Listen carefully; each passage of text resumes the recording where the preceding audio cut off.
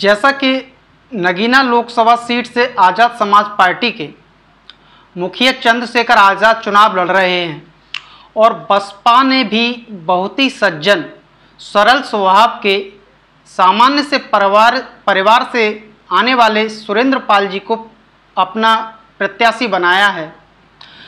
कल चुनाव का अंतिम दौर था, तो वहीं भीम आर्मी और आज़ाद समाज पार्टी के बाहरी कार्यकर्ता जो गौतम बुद्ध नगर और आसपास के जिलों से बुलाए गए थे, काफ़ी दिनों से चंद्रशेखर आज़ाद का चुनाव प्रचार कर रहे थे। प्रचार के दौरान भीम आर्मी और आज़ाद समाज पार्टी के गुंडों की कायराना हरकत सामने आई।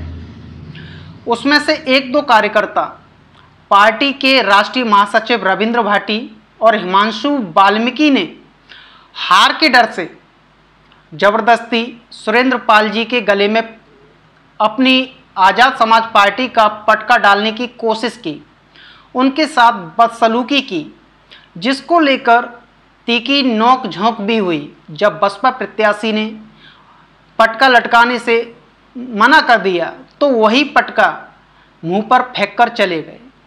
अब सोचने वाली बात यह है कि क्या बाबा साहब के नाम से ये भीम आर्मी संगठन और आज़ाद समाज पार्टी इसी मंशा से बनाया गया था कि एक दिन समाज के ही बुजुर्ग का इसी तरीके से अपमान करेंगे।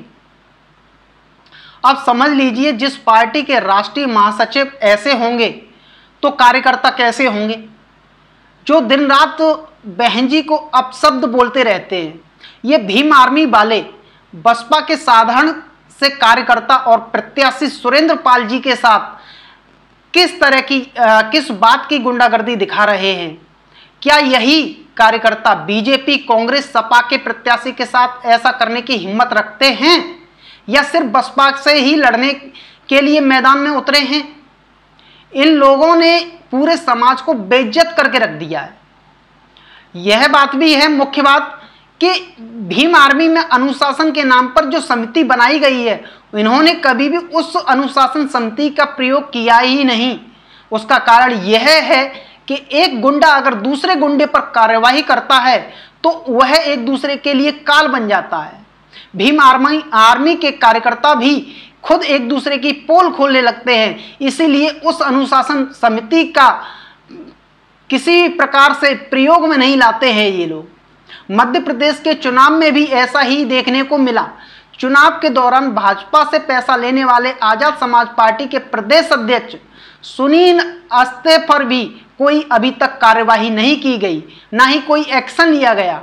बात यह भी है कि आप तथाकथित बहुजन मीडिया, खासकर नौरतराम नौरोली, विशाल कुमार और निरंजन सिंह ने इसी दिन के लिए अपने चैनल के माध्यम से इन्हें समाज का मसीहा बनाया था कि एक समाज के वरिष्ठ और सज्जन व्यक्ति के साथ ऐसा करें।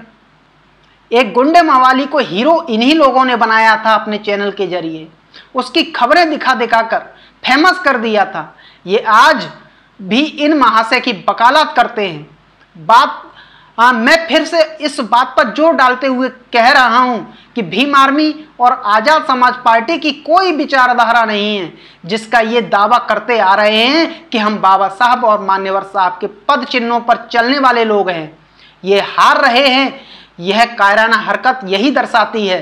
अतः अंत में मैं यही कहना चाहूँगा कि आज़ाद समाज पार्टी के महासचिव रविंद्र भाटी उर्फ रविंद्र गुर्जर ने जो एससी समाज से आने वाले बीएसपी प्रत्याशी के साथ जो कायराना हरकत की है, अगर यही हरकत किसी अन्य दल के नेता के साथ की होती तो माहौल बिगड़ जाता और फिर तमाम समाज के बच्चों पर मुकदमे दर्ज होते। इसलिए कहता हूं, इस संगठन और इस पार्टी से एससी समाज के बच्चों को दूर रहना ही बेहतर होगा।